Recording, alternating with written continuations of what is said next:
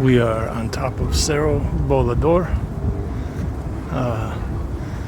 which apparently means closed to flying or something like that. But anyway, it's a hiking destination in Medellín, and you can see out across over big chunks of the city. We came up at least 50 flights of stairs to get here. It's really beautiful though. Very cool.